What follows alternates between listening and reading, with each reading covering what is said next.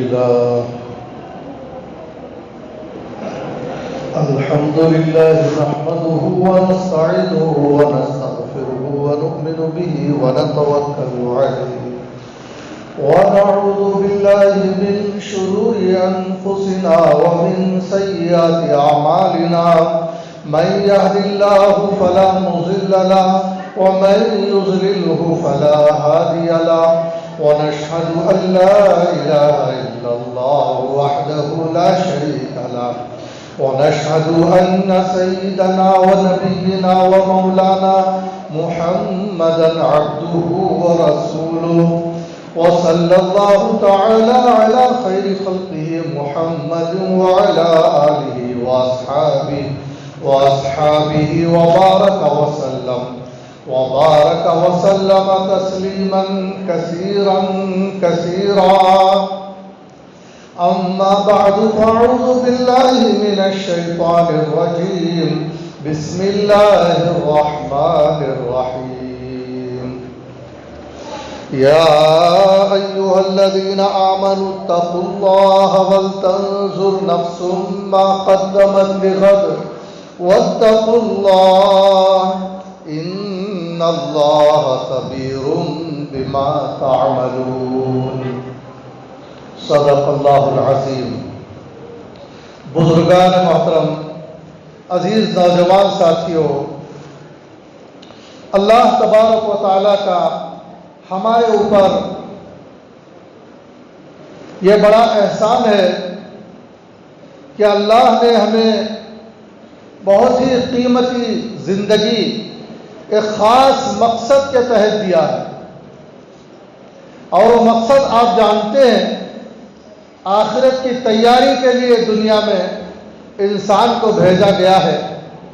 صرف کھانے پینے، سواریاں استعمال کرنے، صرف مکان اور جائیداد بنا لینا اس زندگی کا مقصد نہیں ہے، بلکہ یہ ساری زندگیاں، یہ ساری چیزیں اس کی ضروریات زندگی میں شامل ہے، اور اس کا مقصد بہت اونچا ہے۔ ان وسائل میں رہتے ہوئے، ان چیزوں کو اختیار کرتے ہوئے ایک بڑے عظیم مقصد کے لیے دنیا میں بھیجا گیا ہے۔ اس مقصد کی اسے فکر رہتی ہے اور اس کے لیے وہ تیاری کرتا ہے، اس کے لیے محنت اور کوششیں کرتا ہے،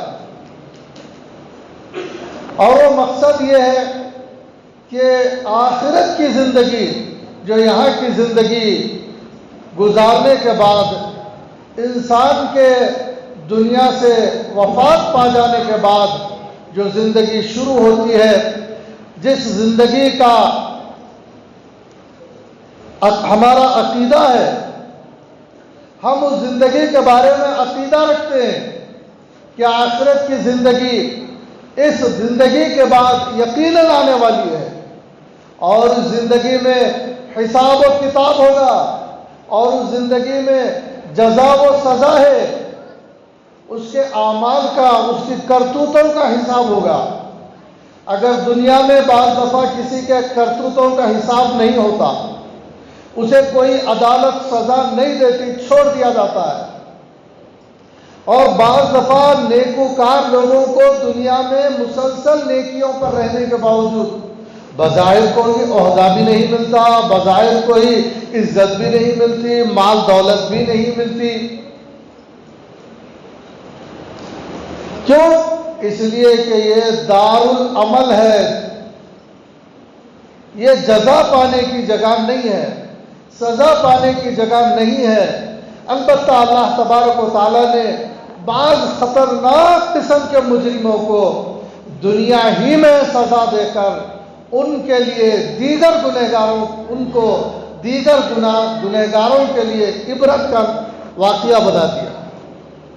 یہ کبھی کبھی ایسا عبرت کے لیے ایسا ہو سکتا ہے، ہوا ہے کہ اللہ تبارک و تعالیٰ نے بعضوں کو جو بہت بے راہ روی کا شکار ہو گئے تھے، اللہ تبارک و تعالیٰ نے آخرت کے سزا سے پہلے ان کو دنیا میں بھی پکڑ فرمائی۔ بزرگان محترم، اللہ تبارک و تعالیٰ کا احسان ہے اور اس کی نوازش ہے کہ وہ آخرت کے مراحل پیش آنے سے پہلے اور آدمی کو دنیا سے جانے کا وقت آنے سے پہلے، ملائکہ نظر آنے سے پہلے، دنیا کی زندگی کے خاتمے سے پہلے اللہ تبارک و تعالی ہمیں مسجد میں جمع کر رہا ہے، ہمیں کچھ باتیں دین کی سیکھنے کا اور دین کی باتیں سننے کا موقع عنایت فرما رہا ہے، تاکہ کبھی اس طرح کی بیٹھک، کبھی اس طرح کی محفل، کبھی اس طرح کی واعظ و نصیحت اگر انسان کے اندر اس کی جہالت کی وجہ سے یا غلط قسم کے ماحول کا اثر قبول کر لینے کی وجہ سے اگر وہ اپنے مقصد زندگی کے سلسلے میں کچھ غافل ہے، کچھ کمزور ہے یا کچھ کمی کر رہا ہے، تو اسے ایسی محفلیں موقع ہے کہ وہ اپنے حالات کا جائزہ لے کر اپنی غفلت کو اپنے اندر سے کھرچ سکتا ہے۔ یہ مواقع ہیں، ان مواقعوں سے فائدہ اٹھایا جا سکتا ہے اور غور سے باتوں کو سنا جا سکتا ہے، آیتوں کو سنا جا سکتا ہے، واقعات کی روشنی میں اپنا جائزہ لیا جا سکتا ہے، اور جائزہ لے کر ایک زندگی جو دینی زندگی گزر رہی ہے اس زندگی کے اندر مزید کیا ترقی کی جا سکتی ہے، مزید کیا اچھائی لائی جا سکتی ہے، مزید کیا پاکیزگی اس کے اندر لائی جا سکتی ہے، اس پر غور و فکر ہو سکتا ہے، اس کا فیصلہ لینے کا موقع مل سکتا ہے۔ اسی لیے اس طرح کی گفتگو بھی اگر کہیں سننے کو ملے تو یہ سمجھنا چاہیے کہ یہ سننا بھی میرے لیے بہت بڑی نعمت ہے کہ ان باتوں پر آدمی غور کر سکتا ہے۔ غرض موقع بہت کم ہوتا ہے، چند منٹ کا موقع ہوتا ہے، لمبی چوڑی گفتگو کا اس وقت موقع نہیں ہوتا، اشارے کنائے میں بات کرتے ہوئے بات پوری کی جا سکتی ہے۔ بعض اگر مؤثر اشارے کیے جائیں تو پوری طرح انہی اشاروں میں بات سمٹ کر آ سکتی ہے اور معلوم ہو سکتا ہے کہ کہنے والا کیا کہنا چاہتا ہے، کس قسم کی فریاد کر رہا ہے اور کس طرح کا اپنے خیالات کو ہمارے سامنے رکھ رہا ہے اور کس بات کی دعوت عمل اور دعوت فکر دے رہا ہے۔ یہ تو اشارہ آپ سمجھ ہی گئے۔ میں نے آپ حضرات کے سامنے قرآن کریم کی ایک آیت کی تلاوت کی ہے جو سورہ حشر کی آیت ہے، آیت نمبر 18۔ یہ اس لیے بتاتا ہوں کہ آپ اس آیت کا پتہ پا کر اس آیت کو اور اچھی طرح سمجھنے کی کوشش کریں۔ میں اس کو سامنے رکھتے ہوئے کچھ باتیں بولوں گا، ہو سکتا ہے کہ وہ کافی نہ ہو، اور بھی ضرورت پڑے، اور بھی کچھ کہنے سننے کی ضرورت پڑے، لیکن وقت پورا ہو جائے تو وہ ادھورے بیان ہی کو آپ لے جائیں اور وہاں پڑھیں، اپنی کمی کو دور کریں، بار بار پڑھیں اور اس آیت کے تقاضے پر آنے کی کوشش کریں۔ بزرگوں، اللہ تبارک و تعالی نے اس آیت کے اندر ہمیں ایک دعوت فکر دیا ہے اور مومنین کو جھنجھوڑنے کی کوشش کی گئی ہے اور ہماری غفلت دور کرنے کی کوشش کی گئی ہے، اور اس میں یہ بتایا گیا ہے کہ اے ایمان والو، یا ایھا الذین آمنو، اے ایمان والو اتقوا اللہ۔ کیا مطلب ہے؟ علماء لکھتے ہیں ہم جو سمجھتے ہیں نا ہم ایمان لا لیے آخرت میں کامیاب ہو جائیں گے، آخرت میں عذاب قبر سے بچ جائیں گے، جہنم سے بچ جائیں گے، اور ہمارے لیے قبر کی آخرت میں برزخ میں بڑا ہمارے لیے آرام کا سامان تیار ہے، اور ہمارے لیے جنت کے سارے دروازے کھلے ہیں، اس لیے کہ ہم مومن ہیں۔ اس میں یہ بات بتائی جا رہی ہے کہ صرف ایمان والوں میں شامل ہونا کافی نہیں ہے، ایمان والوں میں شامل ہونے کے بعد ایک قسم کی ذمہ داری ہے اخروی ذمہ داری، ایمانی ذمہ داری، روحانی ذمہ داری، اس کا احساس بھی ہر مومن کو ہونا ضروری ہے، چند کو نہیں بلکہ ہر ایک کو کہا جا رہا ہے یا ایھا الذین آمنوا اتقوا اللہ ولتنظر نفس ما قدمت لغد۔ صرف ایمان والے ہونا کافی نہیں ہے، بلکہ اے ایمان والوں تم کو ڈرتے رہنا چاہیے۔ ایمان والے تو ہیں اور رہیں گے، لیکن تم کو تقوی والا بھی ہونا چاہیے، اور تقوی والا بھی رہنا چاہیے ایمان والا ہونے کے ساتھ ساتھ۔ ایمان والے ہیں اور ہمیشہ کے لیے ہیں، اور تقوی والے بھی ہوں اور ہمیشہ ہمیشہ کے لیے تقوی کی زندگی کا فیصلہ کرنا ہے۔ اور ایک دو نہیں، ہر ایک کو کہا جا رہا ہے کہ تم میں سے ایک ایک شخص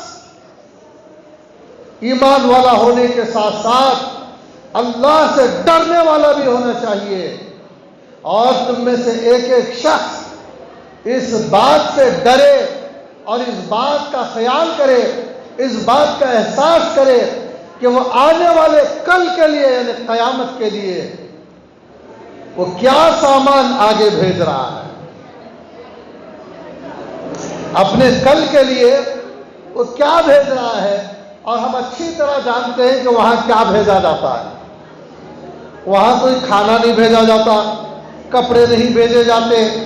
جیسے ہم دنیا میں کسی کو کپڑے دے کر بھیجتے ہیں، کسی کو کھانا دے کر بھیجتے ہیں، کسی کو کچھ پھل دے کر بھیجتے ہیں، ایک بھائی اپنے بھائی کے لیے کچھ بھیجتا ہے، اور ایک آدمی دوسرے آدمی کے لیے کچھ بھیجتا ہے۔ یہاں اپنے لیے ہی بھیجنا ہے، ہر آدمی کو اپنی آخرت میں آنے والی زندگی کے لیے بھیجنا ہے۔ تو ہم جانتے ہیں کہ وہاں کیا بھیجا جاتا ہے۔ وہاں ہمارے عقائد جاتے ہیں، ہمارے نظریات جاتے ہیں، اور ہمارے دل کے جذبات جاتے ہیں، اور ہمارا اخلاص جاتا ہے، اور ہمارے اعمال جاتے ہیں۔ تو یہ کہا جا رہا ہے کہ تم میں سے ہر آدمی کو چاہیے کہ وہ مومن ہونے کے ساتھ ساتھ اس بات کا ڈر بھی ہے کہ نہیں ہے کہ میں آخرت کے لیے کیا بھیج رہا ہوں، جو میرے عقیدے ہیں یہ آخرت میں چل جائیں گے۔ غور کریں، آج صورتحال یہ ہے، افسوسناک صورتحال، عقائد کا علم ہی نہیں ہے مومنین کو، اس کے بارے میں کتابیں ہی کا کتاب بھی نہیں پڑھے۔ ایک دو کتابیں کم از کم پڑھنا چاہیے جس کے اندر عقائد کا بیان ہے، اللہ کے بارے میں، رسول اللہ صلی اللہ علیہ وسلم کے بارے میں، قیامت کے بارے میں، فرشتوں کے بارے میں، تقدیر کے بارے میں۔ اور پھر جہاں کہیں کچھ بات نہیں سمجھ میں آتی ہے تو اہل علم سے سمجھنا چاہیے۔ اور پھر اس کے بعد عمل کا نمبر آتا ہے، نماز کا نمبر، زکوٰۃ کا نمبر، نظریات اور عقائد کو ٹھیک کرنے کے بعد اس کے بارے میں بھی ہم کتابیں نہیں پڑھتے۔ دیکھا دیکھی نماز مسجد میں داخل ہوئے اور بس نکل گئے، نہ ہم نے داخل ہونے کے بارے میں کچھ پڑھا، نہ نکلنے کے بارے میں کچھ پڑھا، نہ وقت گزارنے کے بارے میں کچھ پڑھا کہ کس طرح فکر آخرت رکھنے والا آدمی مسجد میں وقت گزارتا ہے۔ کیا آج ہم ایسا گزار رہے ہیں؟ اگر نہیں گزار رہے ہیں، کہا جا رہا اتقوا اللہ، یہ ڈرنے کا مقام ہے، ڈرو۔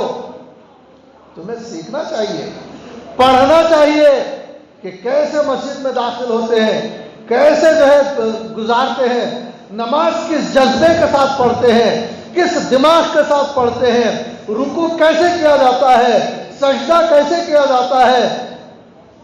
اور جو لوگ جانتے ہیں وہ نبھاتے بھی ہیں کہ نہیں ہیں۔ بعض لوگ نہیں جانتے ہیں تو اپنے علم کی کمی کو دور کریں۔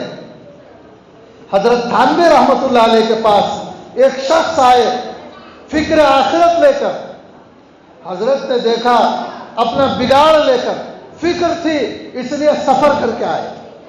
آج ہم لوگ دنیا کے معاملے میں جب فکر ہوتی ہے، تجارت کے لیے سفر کرتے ہیں، اور بیمار ہیں اور علاج نہیں ہو رہا ہے اپنی بستی میں تو دوسری بستی کا سفر کرتے ہیں۔ تو وہاں ایک فکر آخرت رکھنے والا بندہ اپنی کچھ ایسا بگاڑ اپنے اندر دیکھا کہ اس بگاڑ کے ساتھ آخرت میں نہیں جا سکتا. حضرت تھانوی کی خدمت میں آیا. حضرت تھانوی رحمۃ اللہ علیہ جو حکیم الامت تھے اور ہمیشہ ملت کی کمزوریوں اور جو ہے ملت کے امراض پر ان کی جو ہے ان کا ہاتھ ہوتا تھا. وہ حکیم الامت تھے. ان کی کتابیں اس بات کی شاہد ہیں. اور خصوصاً بہشتی زیور جو کتاب حضرت کی ہے ایسی جامع کتاب ہے جو ملت کی کہ ہر فرد کی ایک ضرورت ہے.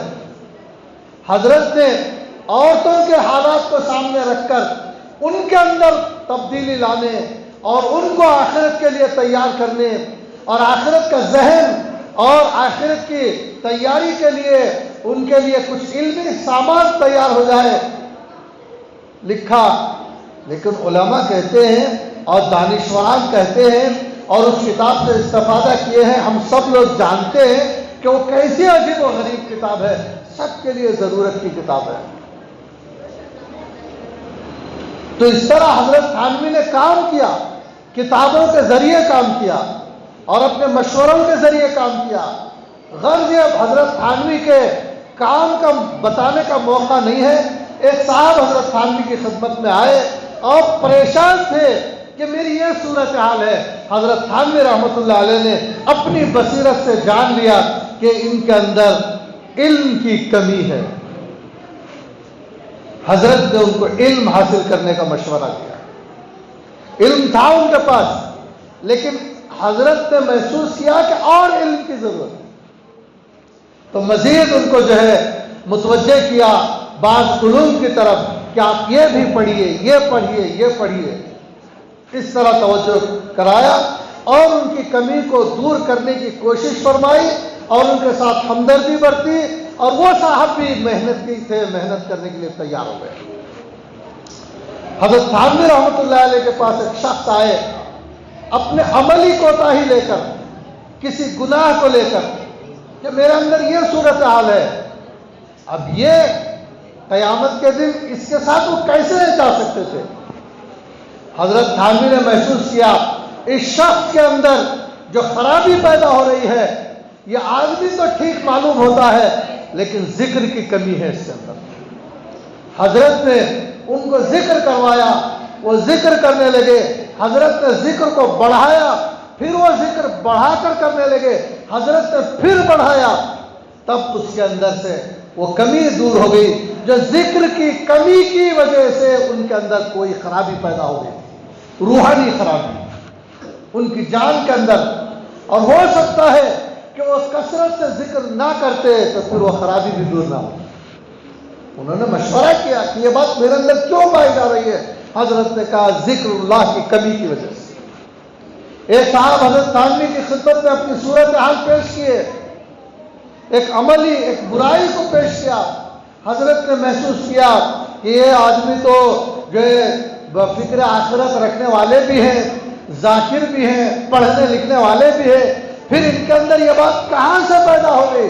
حضرت نے ان کو مراقبہ بتایا کہ یہ مراقبہ نہیں کرتے ہیں. ان کو تعلیم دی کہ آپ کس طرح کا مراقبہ کیا کریں. اس کے اندر بات ان کی حالت درست ہونے لگی.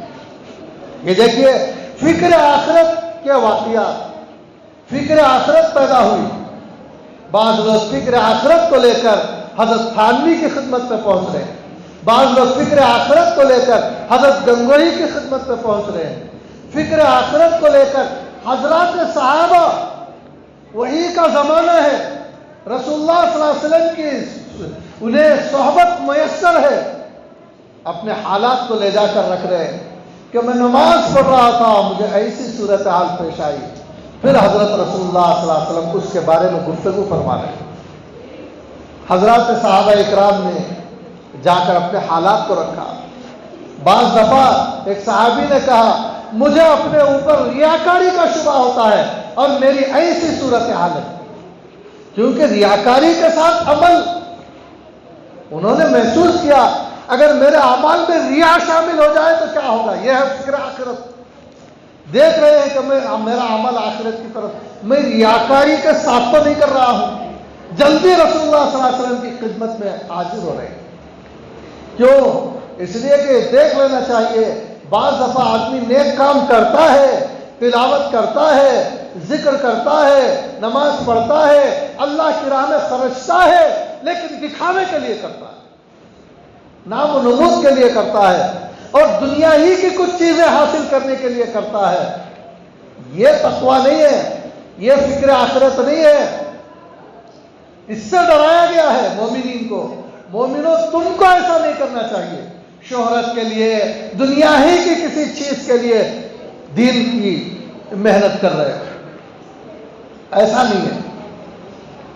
تو وہ آئے، اور اسی طرح ایک صحابی کو اپنے اوپر نفاق کا شبہ ہوا، اپنے حالات دیکھے، انہوں نے ارے میرے اندر نفاق داخل ہو رہا ہے، انہوں نے ایسا سمجھا اور فکر ان کو لے کر آئی، بے تکلف آئے۔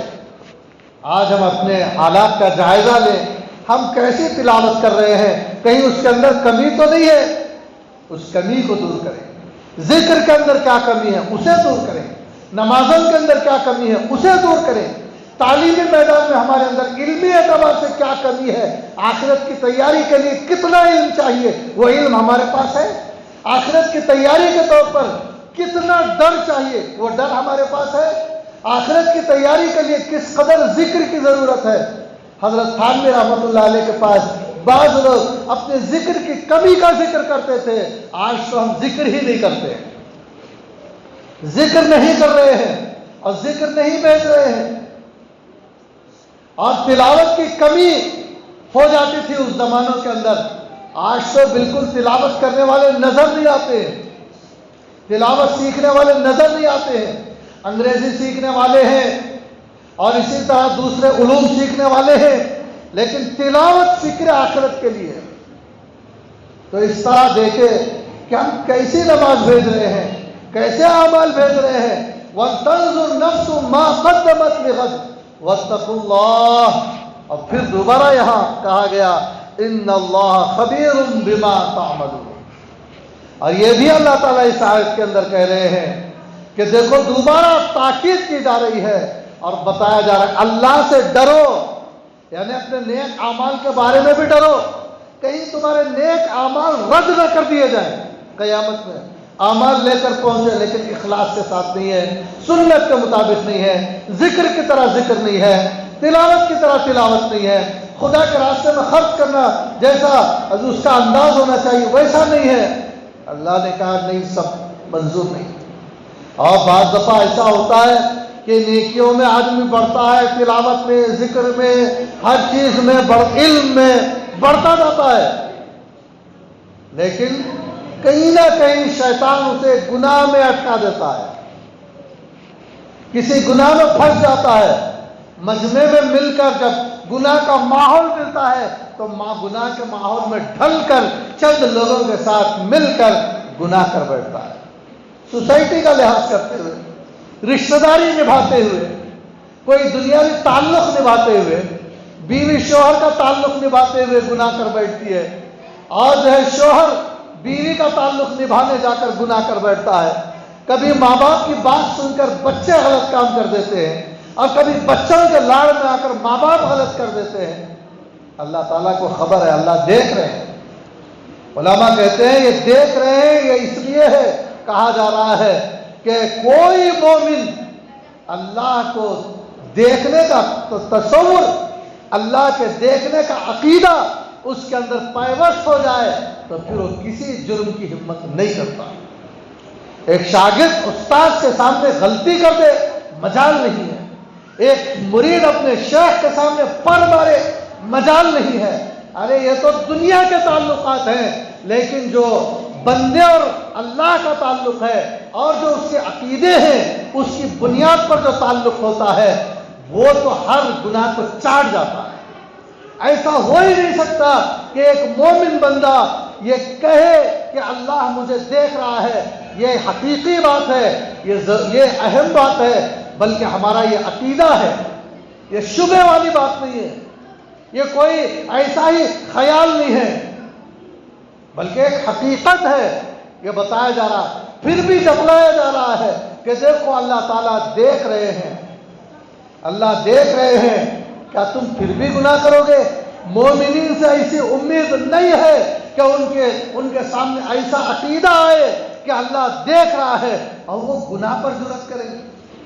تنہائی میں ہو یا پیسے کے لالچ میں ہو یا لذات کے حصول میں ہو، آدمی مختلف صورتحال میں گناہ میں مبتلا ہوتا ہے۔ یہ سمجھتا ہے کہ میں تنہا ہوں، گناہ کرتا ہے۔ اسے سمجھنا چاہیے تنہا ہے، یہ معنی میں سمجھ رہے ہو کہ کوئی نہیں دیکھ رہا ہے، لیکن تنہا تو ہے، کوئی انسان نہیں دیکھ رہا ہے، لیکن یہ آیت بتا رہی ہے کہ اللہ دیکھ رہے ہیں۔ کبھی آدمی یہ سوچ رہا ہے کہ اس گناہ میں مجھے اتنا پیسہ مل جائے گا، پیسہ تو مل جائے گا، لیکن اللہ تعالیٰ دیکھ رہا ہے اور اللہ چاہتا ہے کہ تم تقوی کی زندگی گزارو اور تم جو ہے مال کے پیچھے جا کر اپنی آخرت نہ بگاڑو۔ ہمارے سامنے حضرات صحابہ اکرام کی زندگیاں موجود ہیں اور ان کی مثالیں موجود ہیں۔ دین کی خاطر انہوں نے اپنے مالوں کو قربان کیا، جانوں کو قربان کیا اور اپنے وطن کو چھوڑ دیا، لیکن دین کا سودا نہیں کیا۔ مار کھائے، دین پر قائم رہے، وطن چھوڑ دیا، دین پر قائم رہے۔ وطن کی بھی کوئی اہمیت نہیں، مال کی بھی ان کے نزدیک کوئی اہمیت نہیں ہے۔ مکے کو چھوڑنا پڑا، بعض مکے کو چھوڑ دیا، راحت کو چھوڑنا پڑا، راحت کو چھوڑ دیا، اپنے سارا گردنوں کو کٹانا پڑا، گردنوں کو کٹا دیا، لیکن اپنا دل بنا لے گئے، اپنا دماغ وہ لے گئے جو اللہ چاہتا ہے۔ اپنی زندگی ایسی تھی، صحابیات کے واقعات اٹھا کر دیکھیں، صحابہ کے واقعات اٹھا کر دیکھیں، پتہ چلے گا کہ کس کس طرح کا ڈر اعمال کے جو اختیار کرنے میں وہ کتنا ڈر رہے ہیں، کمی پر کتنا ڈر رہے ہیں، اور اپنی توبہ کر کر کے بھی ڈر رہے ہیں۔ مال کی بنیاد پر بھی نہیں، اور کسی کے جو ہے لالچ دینے کی بنیاد پر بھی نہیں، اور کسی کے پھسلانے کی بنیاد پر بھی نہیں۔ کوئی پھسلا کر گناہ کر لے نہیں، اللہ دیکھ رہا ہے، اور اللہ کے دیکھنے کا عقیدہ رکھنے کا تقاضا یہ ہے کہ آدمی گناہوں کو ساتھ سلام کر دے۔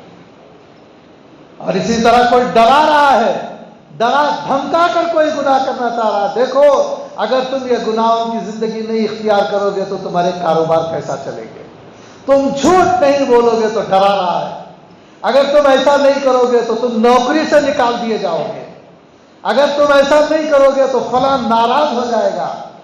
نہیں، کسی کو راضی کرنے کے لیے خدا کو ناراض نہیں کیا جا سکتا، عہدے کی طلب میں بھی خدا کو ناراض نہیں کیا جا سکتا، مال دولت کی خاطر بھی عہدے کو گناہ نہیں کیا جا سکتا، خدا کی نافرمانی کے راستے کو اختیار نہیں کیا جا سکتا، کیونکہ اگر خدا تعالیٰ کی فرما برداری کا راستہ اگر انسان کو مل جائے، تب اگر وہ غریب رہے، مالدار رہے، اور جو ہے مجبور رہے، کیسا بھی رہے، انشاءاللہ آخرت میں اس کی کامیابی یقینی ہے۔ دنیا کی زندگی چند دنوں کی زندگی ہے، اگر عیش و عشرت کی زندگی بھی ہے، گناہوں کی زندگی بھی ہے، تو ختم ہے اس زندگی کا، اور گناہ کا اثر باقی ہے۔ اس سے اچھا ہے کہ آدمی گناہوں کی زندگی کو سلام کر دے اور نیکیوں کی زندگی کو اختیار کرے، اور نیکیوں کو بھی ایسا انجام دے جیسے مخلصین انجام دیتے ہیں، صلاحیت مند جیسے انجام دیتا ہے، اس نیکی کی صلاحیت اپنے اندر پیدا کرے، قرآن پڑھنے کی صلاحیت، اور نماز پڑھنے کی صلاحیت، اور جو ہے عقیدے کی صلاحیت، اور زکوٰۃ دینے کی صلاحیت بھی پیدا کرے، اور اس کا دل بھی پیدا کرے، اخلاص پیدا کرے۔ اس طرح مخلصانہ طور پر زبردست قسم کی نیکیاں انجام دینے کے لیے یہ زندگی ہمیں ملی ہے۔ یہ زندگی نفسانیت کا راستہ اختیار کرنے، جہالت کا راستہ اختیار کرنے کے لیے، چند کوڑیوں کے لیے آخرت کو تباہ کرنے کے لیے زندگی نہیں ملی ہے۔ دنیا کی چند لذتوں کے لیے، لمحات کے لذتوں کے لیے یہ قیمتی زندگی داؤ پر لگا دینے کے لیے ہمیں نہیں ملی ہے۔ یہ زندگی بہت اہم زندگی ہے، اگر ہم اس زندگی کو صحیح طور پر ہم استعمال کریں گے تو انشاءاللہ ہماری آخرت کی عظیم زندگی بنے گی، اور اسی زندگی کو بناتے بناتے انشاءاللہ اسی کے تابع ہماری دنیا کی زندگی بھی انشاءاللہ اللہ نہیں بگاڑے گی۔ دنیا کی زندگی میں بھی، دنیا کی زندگی بھی انشاءاللہ برکتوں سے بھر جائے گی۔ یہ نہ سوچئے کہ آخرت آخرت آخرت بول کر بیٹھیں گے تو دنیا کی زندگی کا کیا ہوگا۔ نہیں، اللہ تعالیٰ جب آخرت کے آخرت اور دنیا دونوں اللہ تبارک و تعالیٰ کے قبضے میں ہے، ایسا نہیں ہو سکتا کہ جو اللہ تعالیٰ اپنے نافرمانوں کو دنیا کی چیزیں دے رہا ہے اور اپنے اللہ تعالیٰ ڈرنے والوں کو اور اپنے سامنے جھکنے والوں کی اللہ تعالیٰ دنیا بگاڑ دے، ایسا نہیں ہو سکتا۔ بلکہ اللہ تبارک و تعالیٰ اپنے سے حقیقی معنوں میں ڈرنے والوں کو تو عزت کی زندگی دیتا ہے۔ اگر لوگوں کو غذا دے رہا ہے تو اپنے ڈرنے والوں کو عزت کی روزی دے رہا ہے، اور لوگوں کو مانگنے سے عہدہ دے رہا ہے تو اپنے ڈرنے والوں کو عزت سے عہدے مل رہے ہیں۔ اگر اللہ تعالیٰ ماننے والوں کو مال دے رہا ہے تو اللہ تبارک و تعالیٰ اپنے سے ڈرنے والوں کو بھی عزت اور حلال طریقے سے مال دے رہا ہے۔ اس طرح کے اندیشے نہ کریں، اس طرح کے اندیشے وسوسے ہوا کرتے ہیں۔ غرض یہ ہے، میں نے شروع ہی میں کہا تھا کہ بات شاید مکمل نہ ہو پائے، اشارے کنائے میں ہو جائے، جتنی بات میں کر سکتا تھا اتنی کیا، اور اللہ تبارک و تعالیٰ سے دعا کرتا ہوں کہ اللہ تبارک و تعالیٰ مجھے اور آپ کو، ملت کے ایک ایک فرد کو اپنی اس قیمتی زندگی کو پہچاننے اور اس کے لمحات کو ضائع کرنے سے اللہ تعالیٰ ہمیں بچائے، اور ہماری زندگی مخلصانہ اور علمی زندگی ہو اور آخرت کی فکر کو لے کر ہو۔ لہذا ہم بھی اس کے لیے کوشش کریں، محنت کریں، اپنوں کو بھی اس طرف متوجہ کرنے کی کوشش کریں۔ یہ بڑی عظیم کوشش ہے، کہیں شیطان کے بہکاوے میں آ کر چند دن کی دنیا کے رنگ رلیوں میں رہ کر ہم اپنی آخرت کا عظیم نقصان نہ کر بیٹھیں۔ یہ جو آیت ہم نے سنا ہے، یہ اللہ کا بہت بڑا احسان ہے، اللہ کی عظمتیں بہت بلند ہیں، اللہ کا حق یہ ہے، اور واقعتاً یہ اللہ کا ہم پر حق ہے کہ ہم اسی کی عبادت کریں، لگ لپٹ کر کریں، قلبی جذبات کے ساتھ کریں۔ یہ اللہ کا حق ہے، ہم کو یہ حق ادا کرنا چاہیے، اور یہ بھی اللہ تعالیٰ کا ہم پر پورا حق ہے کہ اس سے ہم ایسا ڈریں جیسا ڈرنے کا حق ہے، ایسی توبہ کریں جس توبہ پر توبہ کا اطلاق ہوتا ہے۔ اللہ تعالیٰ ہم سب کو توفیق اور صلاحیت پر عمل فرمائے۔